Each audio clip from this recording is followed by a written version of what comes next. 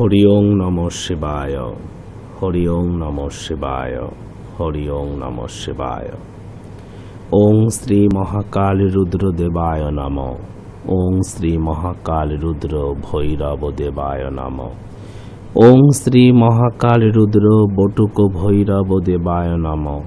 ওং শ্রী মহাকাল রুদ্র ভুবনেশ্বর দেবায় নমঃ।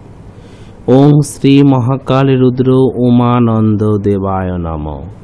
ওং শ্রী মহাকাল রুদ্র অমরনাথ দেবায় নমঃ। ওং শ্রী মহাকাল রুদ্র নটরাজ দেবায় নমঃ। ওং শ্রী মহাকাল রুদ্র মহামৃত্যুঞ্জয় দেবায় নমঃ। হরি ওং নমঃ শিবায়, হরি ওং নমঃ শিবায়, হরি ওং নমঃ শিবায়।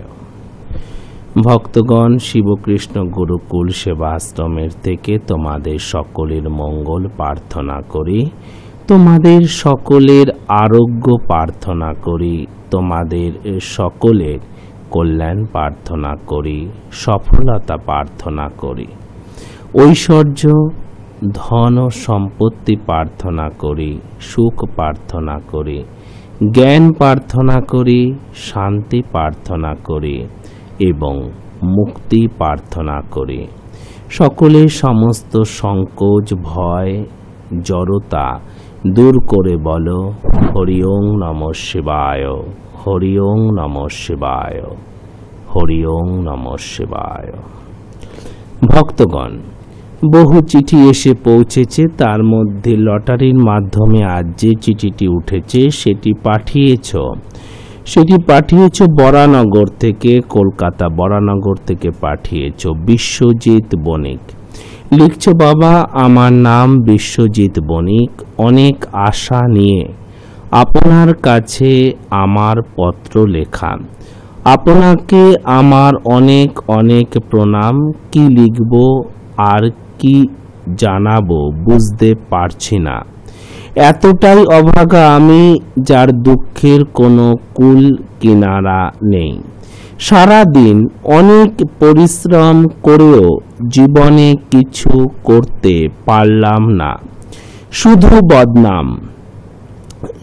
বদনাম আর অপমান, টাকা নেই বলে কারোর ভালোবাসাও পাই না। বাবা, আমি কি জীবনে কিছু করতে পারবো? আমি কি করলে আমার ভালো হবে? আমি আর 5 জনের মতো দাঁড়াতে পারবো? আপনি বলে দিন বাবা। আমার ছকটা জানালাম। 1962 সালের 17 সেপ্টেম্বর, টাইমটা আমার জানা নেই, সোমবার। রাশি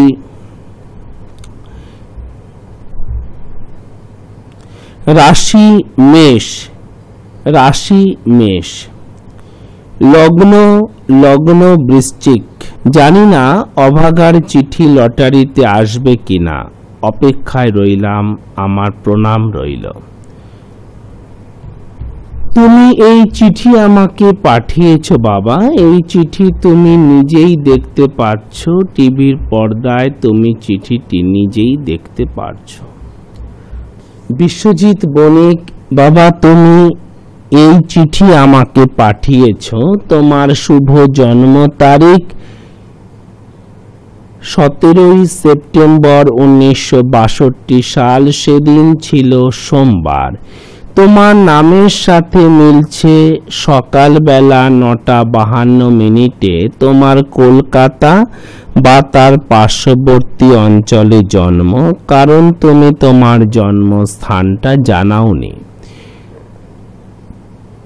বাবা, তোমার হলো মেষ রাশি, বৃশ্চিক লগ্ন, অশ্বিনী নক্ষত্র 1/1, 1 নম্বর নক্ষত্রে তোমার জন্ম আর 1 নম্বর রাশি। কৃষ্ণ চতুর্থী তিথি ছিল সেদিন, কৃষ্ণ চতুর্থী তিথিতে তোমার জন্ম। স্বর্ণ পায়া, তোমার লৌহ পায়া বা তাম্র পায়া নয়, স্বর্ণ পায়া। তবুও তোমার এত দারিদ্রতা কেন চলছে সেটা জানবো। ক্ষত্রিয় বর্ণ দেবগণ দেবগণ।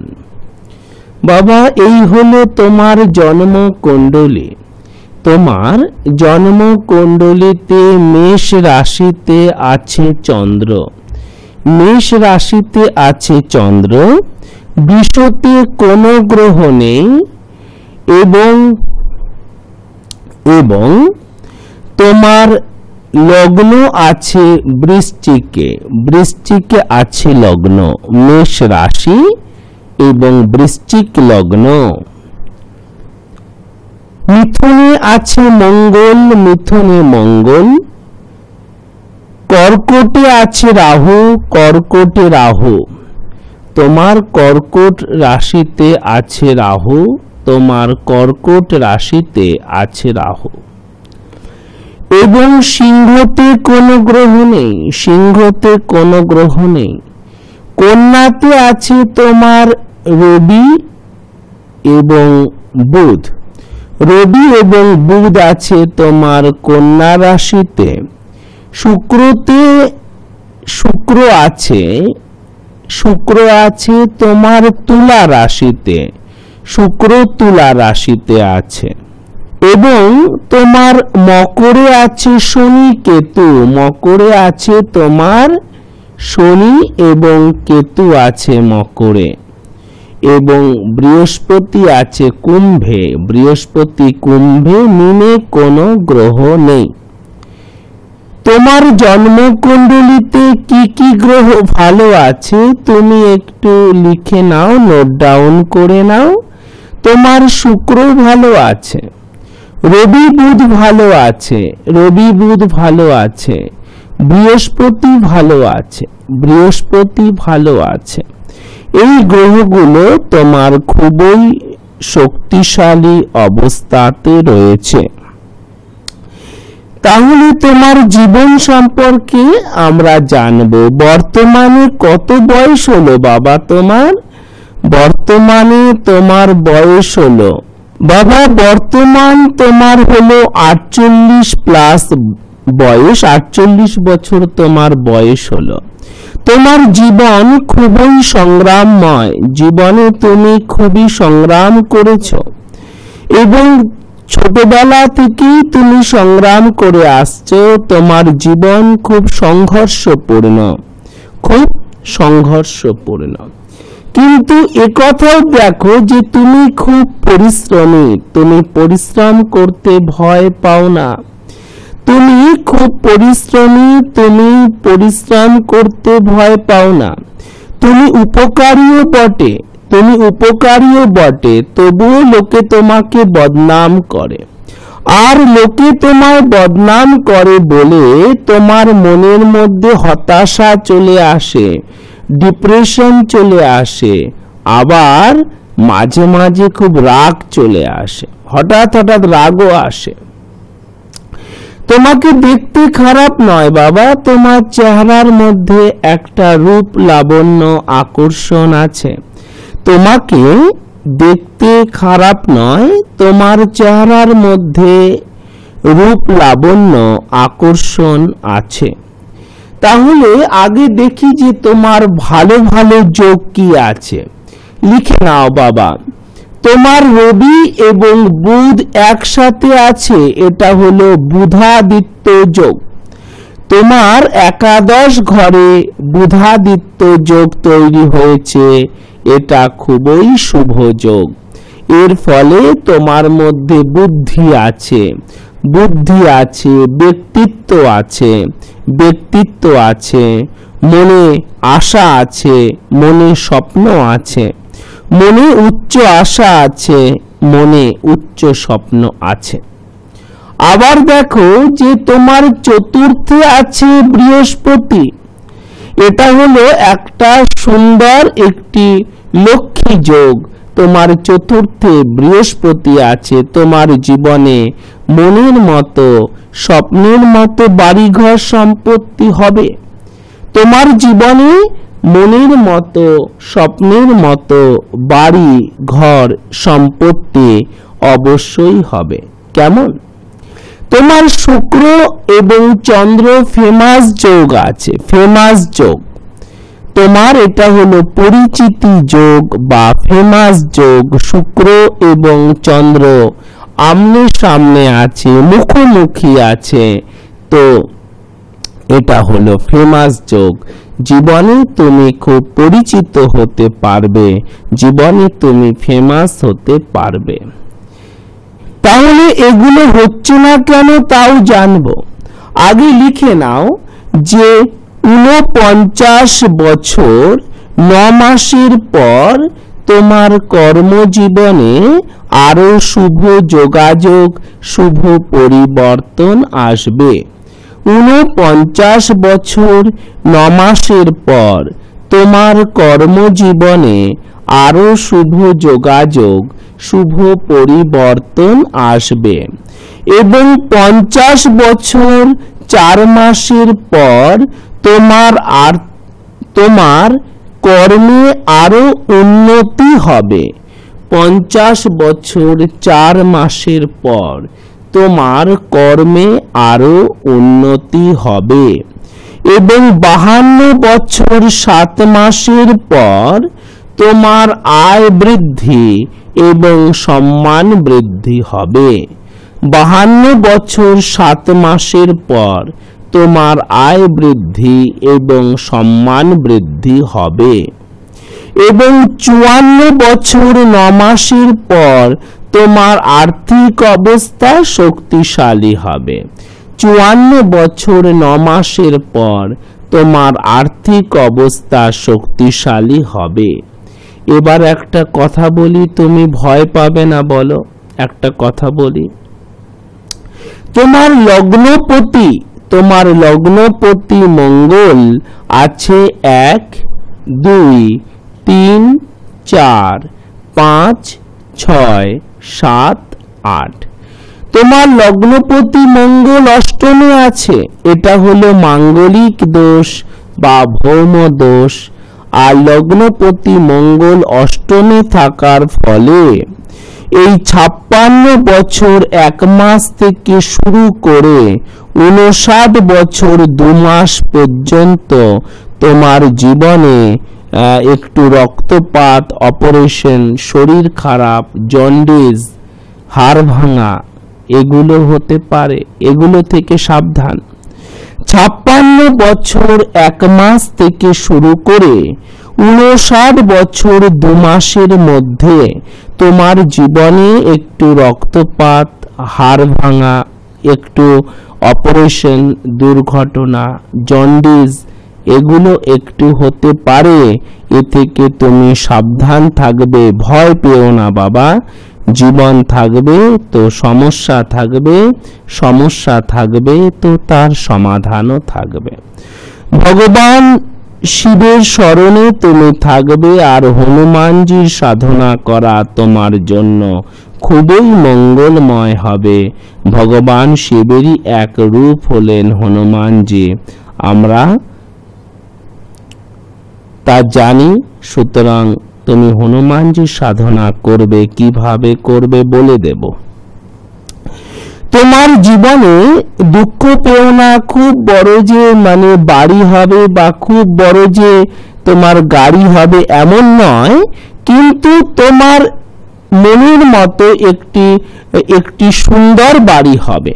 খুব বড় না হতে পারে, কিন্তু সুন্দর একটি বাড়ি হবে। এবং সেটা তোমার জীবনে একটু লেট, এই স্বাস্থ্যটা একটু মাঝখানে তোমার সমস্যা দেবে, হ্যাঁ সমস্যা দেবে।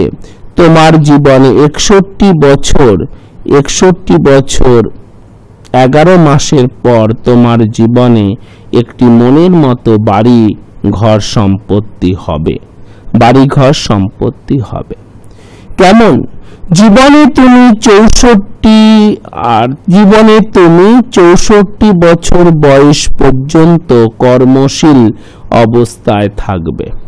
জীবনে তুমি 64 বছর বয়স পর্যন্ত কর্মশীল অবস্থায় থাকবে। তুমি ভগবানের তুমি স্মরণে থাকো বাবা, অবশ্যই তোমার জীবন আরো দীর্ঘ হবে, আরো লম্বা হবে। তোমার জীবন আরো দীর্ঘ হবে, আরো লম্বা হবে, অবশ্যই হবে, ভয় পেও না। এবার যেটা কথা, যে তোমাকে লোকে বদনাম করে, এই লোকে বদনাম করে বলে তোমার মনে দুঃখ, হতাশা আছে। হ্যাঁ, আর এই যে তুমি যে মাঙ্গলিক, এর জন্য মাঝে মাঝে তোমার মাথাটা খুব গরম হয়ে যায়। তুমি যে মাঙ্গলিক, সেজন্য মাঝে মাঝে তোমার মাথাটা খুব গরম হয়ে যায়। কেমন? তো এই যে লোকে যে তোমায় বদনাম করে, শুধু তোমাকে নয়, ভক্ত শিষ্য তোমরা যারা আছো, তোমাদের যারা লোকে বদনাম করে, তাহলে কি করবে? তাহলে এই নিয়ে মন খারাপ করবে? আগে দেখতে হবে বদনামের উৎসটা কি। বদনামের উৎসটা কি সত্য না মিথ্যে? বদনামের উৎসটা কি যথাযথ না অপ্রাসঙ্গিক? এ বিষয়ে একটা কথা বলি, শাস্ত্রের একটা কথা বলি। এক দাদু আর এক নাতি, এক দাদু আর এক নাতি বীরসিংহ গ্রামে বাস করত। বীরসিংহ নামে একটি গ্রামে এক দাদু আর এক নাতি বাস করত। সেই দাদু আর নাতি সেখানে বাস করত। তো দাদু খবর পেয়েছে যে উদয়পুর গ্রামে হাট বসেছে এবং সেখানে গাধা বিক্রি হচ্ছে। আর নাতির বহুদিন ধরে বায়না, বহুদিন ধরে শখ যে দাদু তুমি আমাকে একটা গাধা কিনে দেবে। উদয়পুর গ্রামটা সেখান থেকে চারখানি গ্রাম দূরে, চারখানি গ্রাম পার হয়ে উদয়পুর গ্রাম থেকে বীরসিংহ গ্রামে বা বীরসিংহ গ্রাম থেকে উদয়পুর গ্রামে আসা যাওয়া করতে হয়। তো কি করেছে না, হাট বসবে। হ্যাঁ, সে হাট বসবে মঙ্গলবারে। দাদু আর নাতি কি করেছে, দাদু নাতিকে নিয়ে সকাল সকাল বীরসিংহ গ্রাম থেকে উদয়পুর গ্রামে রওনা দিয়েছে। গিয়ে ওখান থেকে গিয়ে গাধা কিনে নিয়ে তারা রওনা দিয়েছে। তো রওনা যখন দিয়েছে, তখন এই নাতিটা মানে শুধু বড় হচ্ছে, মানে এই কৈশোর, ধরো এই 12-13 বছর বয়স হবে। আর দাদু বৃদ্ধ, দাদুদের যেমন বয়স হয় 60-65। তা প্রথমে বলেছে, দাদু এক কাজ করো। কি কাজ? না নাতি, তুই বাবা গাধাটার উপরে বস, আমি গাধাটাকে হাঁটিয়ে হাঁটিয়ে নিয়ে যাই। বলছি হ্যাঁ দাদু, তাই ভালো হবে। তো প্রথমে তারা বীরসিংহ গ্রাম থেকে রওনা দিয়েছে, উদয়পুর গ্রামে গিয়ে তারা গাধা কিনলো। এবার উদয়পুর গ্রাম থেকে তারা বীরসিংহ গ্রামে ফিরে যাচ্ছে। তাহলে প্রথমে নাতি উঠেছে গাধার উপরে আর দাদু গাধাটাকে হাঁটিয়ে হাঁটিয়ে নিয়ে যাচ্ছে। যেই না তারা একটা গ্রামের মধ্যে দিয়ে যাওয়া শুরু করেছে, অন্য গ্রামে যারা বসবাস করে সবাই রাস্তার ধারে বেরিয়ে এসে বলছে, দেখো দেখো যে নাতিটা কত স্বার্থপর। একটা দেখো যে মানে যুবক হতে চলেছে সুস্থ নাতি, সে দেখো যে গাধার ওপরে উঠে কি সুন্দর আরামে যাচ্ছে। আর এই বৃদ্ধ দাদুটাকে দেখো এই রোদ্রের মধ্যে হাঁটিয়ে হাঁটিয়ে গাধার মতো নিয়ে যাচ্ছে। ছি ছি ছি, এ নাতি ভালো নয়। এই কথা বলতে তো তারা দাদু নাতি মিলে সবাই তারা চিন্তা করলো যে হ্যাঁ সত্যিই তো লোকে তো খারাপ বলছে, এই গ্রামের সব লোকেরাই বলছে যে নাতিটা খুব স্বার্থপর। দেখো নাতিটা কত আরাম করে যাচ্ছে আর দাদুটাকে কত কষ্ট দিচ্ছে। না, লোকের এই নিন্দা তো সহ্য করা যায় না, তো খুব খারাপ, এর একটা বিহিত করতে হবে। তো দাদু আর নাতি মিলে তখন যুক্তি করলো যে দাদু আমি তো অনেক যুবক, আমি তো সুস্থ, আমার তো কোনো রোগ নেই। তাহলে এক কাজ করো দাদু, তুমি গাধাটার উপরে চড়ে বসো, আমি হাঁটিয়ে হাঁটিয়ে নিয়ে যাই।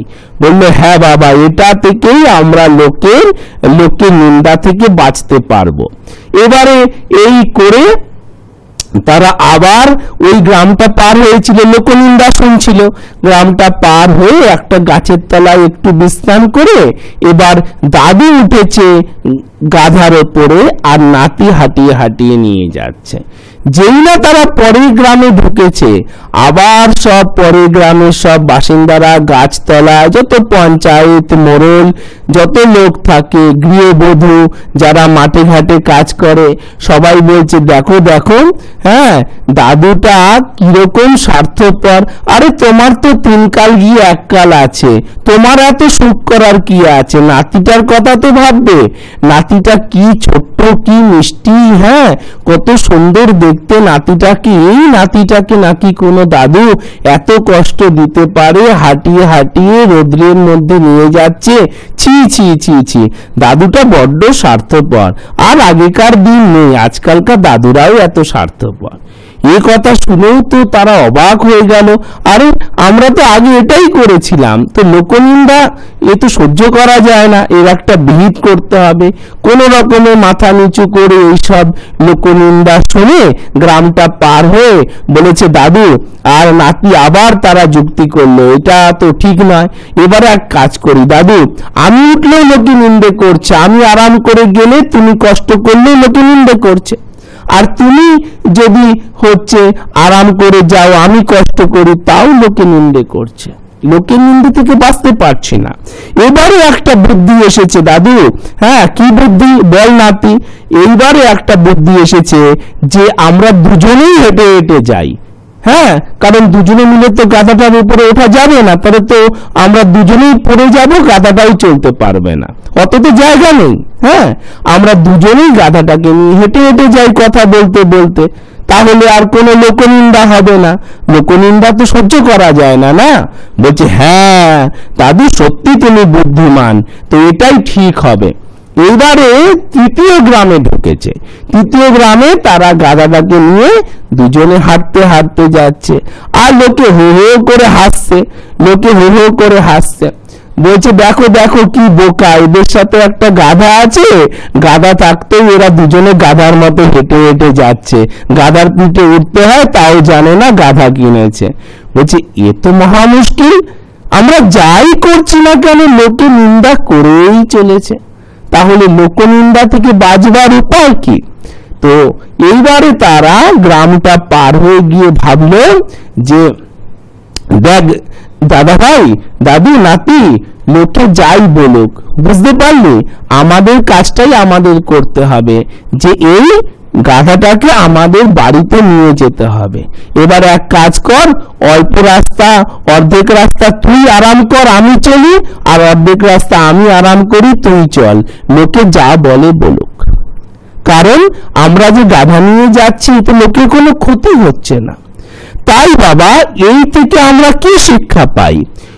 যে মানুষের ক্ষতি না করে, মানুষের ক্ষতি না করে, মানুষকে জুলুম না করে, মানুষকে কষ্ট না দিয়ে, মানুষকে নিপীড়িত না করে, কারোর অধিকারকে নষ্ট না করে, কারোর অধিকারকে ছিনিয়ে না নিয়ে, কারোর মনের দুঃখ না দিয়ে তুমি তোমার উদ্দেশ্য পথে, তুমি ভগবানের নাম নিয়ে তোমার উদ্দেশ্য পথে চলতে পারো। কিছু লোক নিন্দে করবেই, কিছু লোক বদনাম করবে, তারা অবস্থাটা বুঝতে চায় না, কোন অবস্থায় দাদু গাধার পিঠে ছিল, আর কোন অবস্থায় নাতি গাধার পিঠে ছিল, আর কোন অবস্থায় দুজনেই হেঁটে যাচ্ছিল। কেমন? তাই বদনাম বিষয় নিয়ে একেবারে ভাববে না, কারণ ভগবান নিজেই বলেছেন যে সুনাম আর বদনাম আমার থেকেই সৃষ্টি হয়। কেমন? তুমি শুধুমাত্র তার সেবা করবে। এবারে বাবা বলি যে তোমার জন্মকুণ্ডলিতে একটি রাজযোগ আছে, কারণ তোমার এই যে দশমপতি রবি 1 2 3 4 5 6 7 8 9 10 দশমপতি তোমার রবি, তোমার একাদশে আছে, দশমপতি একাদশে থাকা, এটি হলো রাজযোগ। কেমন?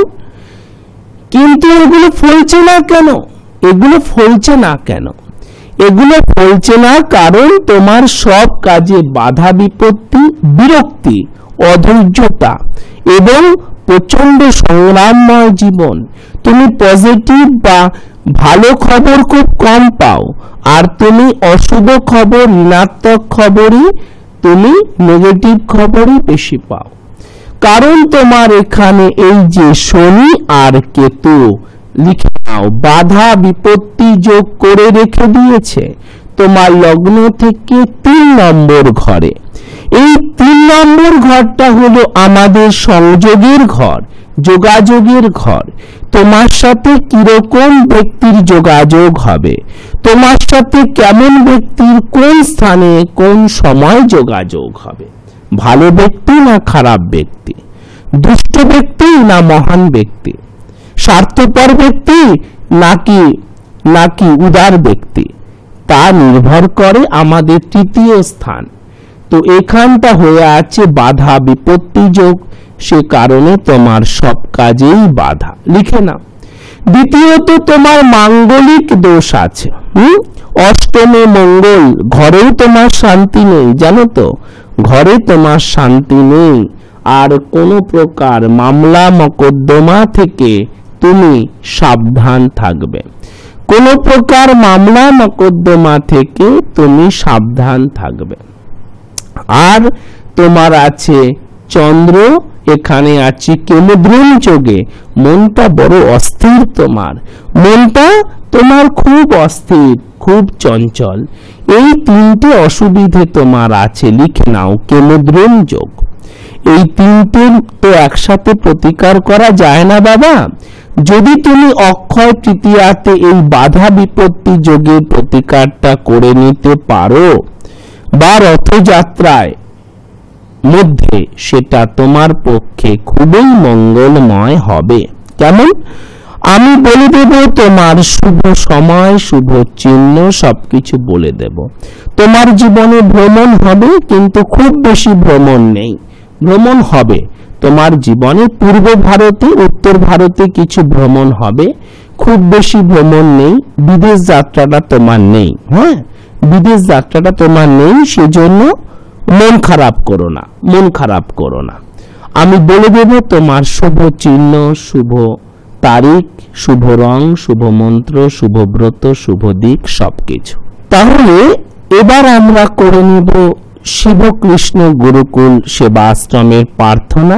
তোমরাও এই প্রার্থনা করবে এবং প্রার্থনা করে ভগবান শিবের মন্দির আশ্রম নির্মাণের জন্য তোমরা যথাসাধ্য তোমাদের সাধ্যমতো প্রতিদিন তোমরা পয়সা জমা করবে। 1 টাকা, 5 টাকা, 100 টাকা, 50 টাকা, 30 টাকা, যার যেদিন যেমন সামর্থ্য, এবং মাসের শেষে তোমরা আশ্রমে এসে অথবা তোমরা ব্যাংক অ্যাকাউন্টে জমা করতে পারবে। কেমন? অনেকে চেক পাঠিয়েছো, কিন্তু চেকের মধ্যে যে স্পেলিং লিখেছো সেই স্পেলিং এ আমাদের এখানে ব্যাংক অ্যাকাউন্ট নেই, ফলে চেকগুলো পড়ে আছে। কেমন?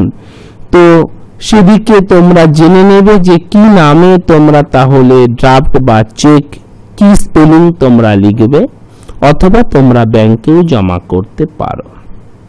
কেমন? চলো আমরা প্রার্থনাটা করে নিই। যে দুটো নাম্বার আপনাদের স্মরণে রাখতে হবে সেই দুটো নাম্বার হলো 9830156738 এবং 9831950049। এই দুটো নাম্বার আপনারা স্মরণে রাখুন, তাহলেই দেখবেন আপনাদের জীবনে কিন্তু সাফল্যের রামধনু এঁকে দেবেন এই মহান ব্যক্তিত্ব। আর ঠিক এভাবেই বলি যে আপনারা এই মহান ব্যক্তিত্বের সাথে কোথায় কোথায় যোগাযোগ করতে পারবেন। প্রথমটি হলো ওনার নিজের আশ্রমে শিবকৃষ্ণ গুরুকুল, 130 নেহেরুনগর, পোস্ট অফিস মাহেশ, শ্রীরামপুর জেলা, Hooghly, pin number 712-202, bus stoppage মাসির বাড়ি।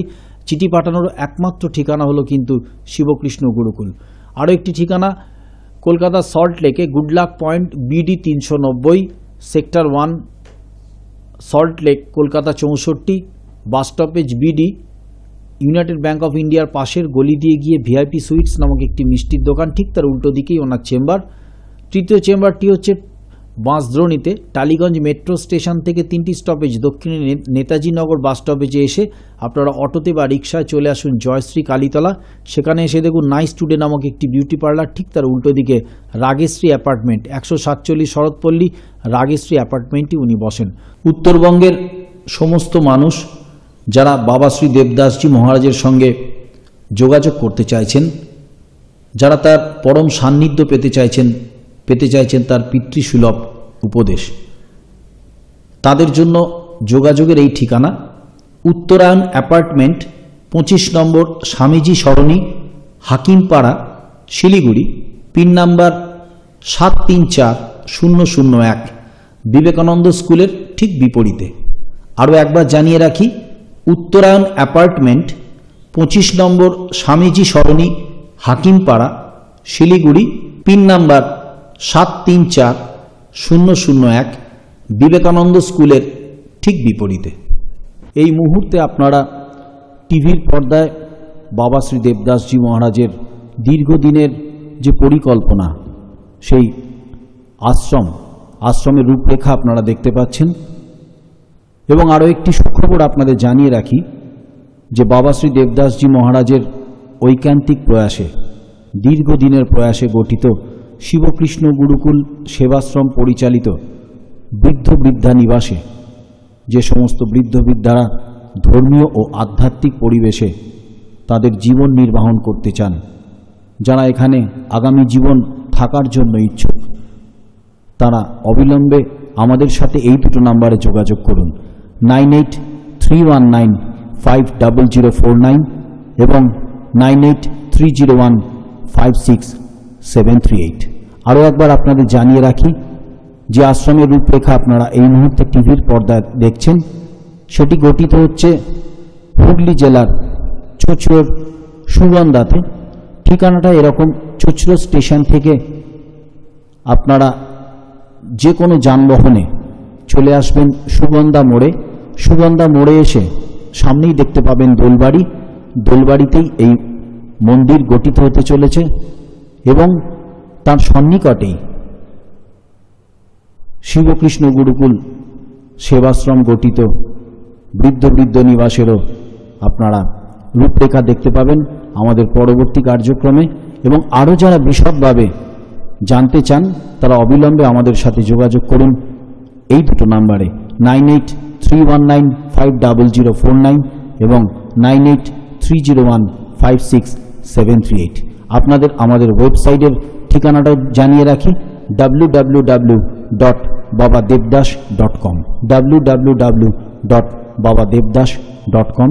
এবং পরিশেষে বলি, এই আশ্রমের আরও পরিপূর্ণতার জন্য আপনাদের সকলের, যারা এই অনুষ্ঠানে নিয়মিত চোখ রাখেন, বা বাবা শ্রী দেবদাসজি মহারাজের সমস্ত শুভানুদ্দায়ী ভক্ত শিষ্যদের ঐকান্তিক সহযোগিতা আমরা কামনা করি। তাহলে তোমরা প্রার্থনা করলে, এই প্রার্থনাটা যারা তোমরা লিখে নিতে পারোনি, সামনের দিন লিখে নেবে। এই প্রার্থনা করে তোমরা শিবকৃষ্ণ গুরুকুলের আশ্রম নির্মাণের জন্য তোমরা তোমাদের ভগবান শিবের সেবার জন্য তোমরা অর্থরাশি অবশ্যই পাঠাবে। ভক্তগণ, এবার আমি বলে দেব যে বিশ্বজিতের শুভ তারিখ, শুভ সংখ্যা তোমরা শুনবে এবং বিশ্বজিৎ বাবা তুমি একটু লিখে নেবে। তোমার জন্য শুভ তারিখ এবং শুভ সংখ্যা প্রতি ইংরেজি মাসের 4, 6, 7, 8, 13, 15, 16, 17, 22, 24, 25, 26 এবং 31। প্রতি ইংরেজি মাসের এই সমস্ত তারিখ আর এই সমস্ত সংখ্যাগুলো তোমার পক্ষে শুভ। যে কোনো শুভ কাজ তুমি এই সব তারিখে করবে, সেটা তোমার জন্য সফল হবে, সেটা তোমার জন্য সাকসেস হবে। তোমার জন্য অশুভ তারিখ প্রতি ইংরেজি মাসের 1, 2 নয়, 10, 11, 18, 19, 20, 27, 28 এবং 29 প্রতি ইংরেজি মাসের এই সমস্ত তারিখ এবং সংখ্যাগুলো তোমার পক্ষে অশুভ। কোনো প্রকার শুভ কাজ এইসব তারিখে না করাই বেশি মঙ্গলময় হবে। তোমার জন্য মধ্যম তারিখ প্রতি ইংরেজি মাসের 3, 12, 21, 30। যদি নক্ষত্র শুভ থাকে তাহলে এই সব দিনে তুমি অবশ্যই শুভ কাজ করতে পারো। তোমার জন্য শুভ রং লাল, গেরুয়া, কমলা, সাদা এবং স্টিল রং। লাল, গেরুয়া, কমলা, সাদা এবং স্টিল রং। তোমার জন্য গেরুয়া রংটি খুবই শুভ। গেরুয়া বডির পেন, রুমাল, বেডশিট, তোয়ালে, পর্দা, জামা কাপড় বেশি বেশি করে ব্যবহার করবে। এছাড়া সাদা শুভ, লাল শুভ এবং কমলাও তোমার পক্ষে শুভ। শুভ চিহ্ন তোমার জন্য শঙ্খ হলো মঙ্গলময় চিহ্ন। তোমার ঘরের দরজার ওপরে, আলমারির ওপরে তুমি শঙ্খের স্টিকার লাগাবে। তোমার মোবাইল ফোনে শঙ্খের ছবি রাখবে। তোমার শোবার ঘরের দেওয়ালেও তুমি শঙ্খের স্টিকার লাগাবে। এবং শুভ দিক তোমার জন্য, শুভ দিক আমি বলছি, তুমি লিখে নাও। পূর্ব, পূর্ব এবং উত্তর তোমার জন্য শুভ দিক। তুমি পূর্ব দিকে মাথা করে শোবে বা উত্তর দিকে মাথা করে শোবে। তোমার জন্য শুভ ব্রত, তোমার জন্য সন্তোষী মাতার ব্রত এবং তোমার জন্য হনুমানজির ব্রত। এই দুটো হলো তোমার জন্য শুভ ব্রত। শুভ মুদ্রা তোমার জন্য পঞ্চাঙ্গ প্রণাম মুদ্রা শুভ মুদ্রা। পঞ্চাঙ্গ প্রণাম মুদ্রা তোমার জন্য শুভ মুদ্রা। শুভ যোগাসন বজ্রাসন, বজ্রাসন এবং নৌকা আসন তোমার জন্য শুভ যোগাসন। তোমার জন্য শুভ রাশি এবং অশুভ রাশি। তোমার জন্য শুভ রাশি হলো তোমার জন্য মিত্র রাশি। তোমার জন্য মিত্র রাশি হলো কর্কট এবং মীন শুভ রাশি। অশুভ রাশি হলো তোমার জন্য মেষ এবং সিংহ। মেষ এবং সিংহ রাশি লগ্ন হলো অশুভ রাশি লগ্ন। এদের সাথে বন্ধুত্ব, পার্টনারশিপ, আত্মীয়তা এগুলো একটু না করাই ভালো। বিবাহ এগুলো বিষয় একটু অ্যাভয়েড করলে ভালো। তোমার জন্য দেখতে হবে যে শুভ যোগ বলে দিয়েছি, অশুভ যোগ বলে দিয়েছি। শুভ বার তোমার জন্য শুক্রবার এবং সোমবার হলো শুভ বার। রাহু কালে কোনো প্রকার শুভ কাজ তোমার জন্য করা উচিত হবে না। রাহু কালে কোনো শুভ কাজ তোমার জন্য করা উচিত হবে না। চলো দেখি কটা স্টার পেয়েছে তোমার জন্ম কুণ্ডলী। 1, 2, 3, 4, 5, 6, 7, 8, 9, 10, 11, 12, 13। 13টি স্টার পেয়েছে তোমার এই জন্ম কুণ্ডলী।